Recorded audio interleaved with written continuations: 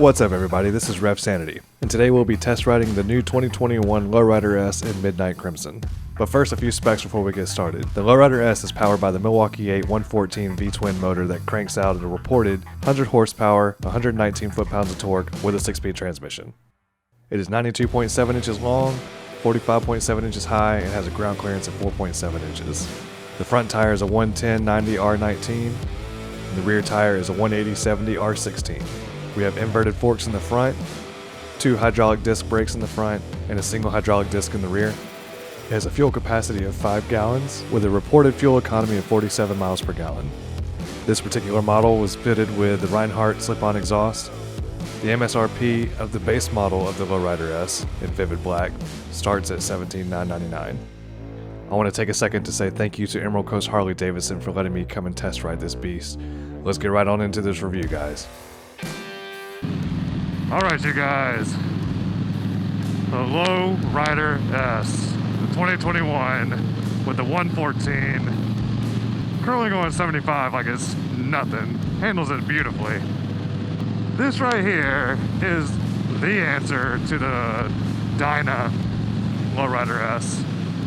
And I gotta tell you, immediately I could tell with the dual disc front brakes that like the stopping power is, that's exactly what I wanted. This felt so much better than the Road King Special, in my opinion, because I don't know if it's just because it's a smaller bike or whatever, but it just feels very responsive as far as the braking is concerned. But man, this bike is fun. Yeah, man, it downshifts beautifully. The gears work, that's great. Let's go into a little turn here.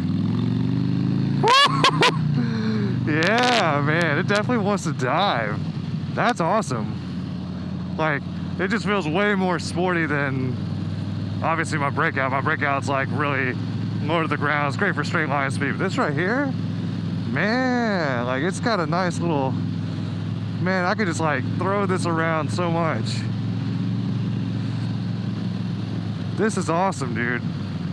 But yeah, man, the 2021 Lowrider S, this is, I love this burgundy. I gotta see what they call this. I forgot the color of it, but man, like it is so beautiful and dark and deep and just like, oh yeah. I love the way it looks. I'll tell you, you slap some forward controls on this, and this would be the absolute perfect bike. And I understand that there's a lot of YouTubers out there that ride with the Lowrider S, and I can see why. Like it's a go ahead, guy. Go ahead. It's a zippy little bike, dude. It's just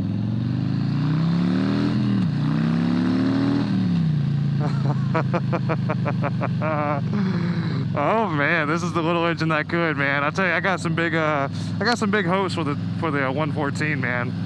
I think that it's going to be a really good engine. I wish they would have come out with this engine a long time ago.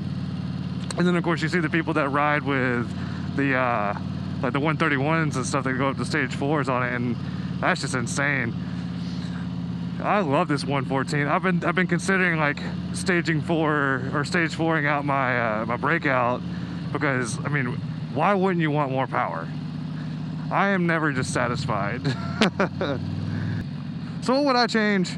Immediately, just for you guys who are new to the page, first of all, welcome. Thank you for checking out the page. We do motorcycle reviews and motor vlogs and just little life lessons every now and then, things that I find enjoyment in life with, like these trees, man. I love these trees just kind of growing over the street like that. It's very, very pleasant. But anyway, if you're new to the channel and this is your first time seeing one of my reviews, I am 6 feet, about 195, and currently feeling like a giraffe on a tricycle because I got long legs. How you doing, man? But don't let that take away from this bike. This bike is freaking awesome. Some changes I would make immediately after buying this bike, just for making it more comfortable for me: forward controls, and then maybe I would adjust this this gear shifter too. It feels like it's really high. Like look, I mean, there's a noticeable gap between my toe and the gear shifter. That could be adjusted, no problem. I do feel like I have to shift with my wrist instead of my my toe. But again, I'm also 6 feet, so like I don't know. This bike is probably perfect and ideal setup just like this for somebody who's about, you know, 5'9", 5'8", and maybe between 5'8" and 5'10". And then maybe put like some T-bars on it. Man, that would look sick. Kind of build it into a little club bike. That's what a lot of people end up doing with the Lowrider S's. You know, there's a cult following with the Dyna Lowriders, and you know that kind of plays right into this one. I haven't actually ridden a true Dyna Lowrider S, so I don't have as much of an opinion on those yet, other than I love the way they look. All right, let's see how it maneuvers. Doing a little U-turn here. Hey, that was no problem.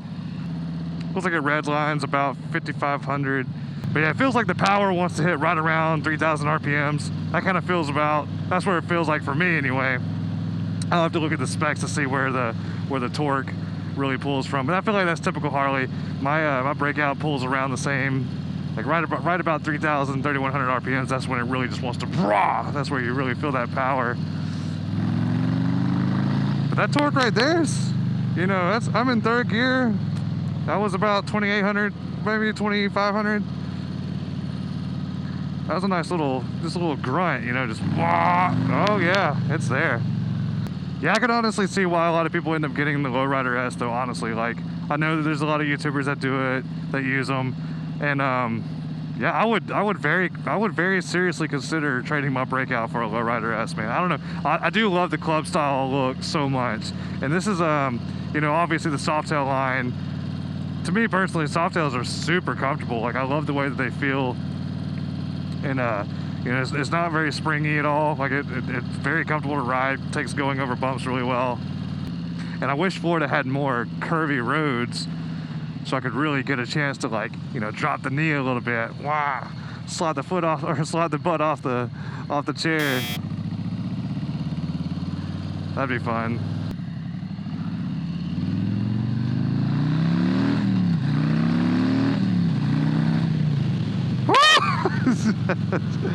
I tell you, man, this thing is, oh, this thing will punch. Yep, that 114, I do love it, man. You know, it's even going 60 right now, or right about 60. Like, this little wind diverter right here does a really good job of keeping it off my chest. I mean, I would probably put like a little Memphis Shades Road Warrior on it or something like that to really kind of get it a little bit more over my head. Again, that's kind of like the fault of being, or the downside of being a little taller, you know, because you are going to get a little more buffeting, but it doesn't feel too bad at all.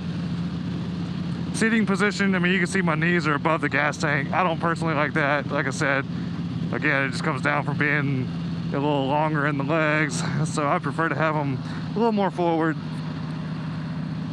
I don't know that they would take away the performance aspect of this as much. I mean, you probably lose a little bit of lean angle if you're going forwards, but definitely, at least so far, just even putzing around town, like, this is really comfortable. Let's see what's down here.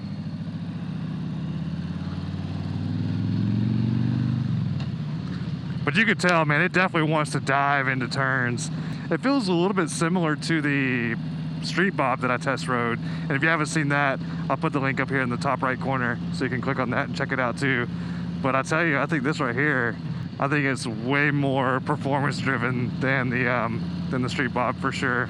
But yeah, I mean, even just doing this little turn right here, it just really wants to get in there. All right, so going over your controls, typical Harley controls. On the left hand side, you got your left indicator, you got your trip marker that goes between your trip A and trip B, your range, your time, and your mileage. He's got 45 miles on it right now. You got your incredibly beefy horn, and you got your high beams and your low beams. And on the right hand side, you got your engine kill switch, your engine turnover, your emergency blinkers, and your engine start, along with, finally, your right indicator. Right indicator pops up here. Gas light pops up there because I'm having too much fun. All right, well, that was a good fun time. Gotta get this thing on back to the Emerald Coast Harley-Davidson dealership. Shout out to them for letting me take this ridiculously fun Lowrider S out for a spin. My final thoughts, who's it for? I mean, I don't know if it would be a good first bike, just because, I mean, when you're first learning, I mean, unless you have throttle control, I mean, don't let me tell you what you can and can't drive. If you can handle your throttle control, the bike is actually pretty freaking light. It has a very good feel to it. So I mean, maybe I wouldn't think that it would be a bad first bike, but definitely if you're wanting to upgrade from a Sportster and you're wanting something a little more powerful, a lot more powerful, yeah, this right here is a solid upgrade from a Sportster or even a Street Bob, because of the it's just more performance driven and it's comfortable as heck. I mean, I can sit here, I could ride it for a long time. My butt's not sore, my hands aren't sore, everything's within reach, with the exception of the gear shift lever. Alright guys, until the next one, you guys stay decent and y'all ride safe, alright? Peace.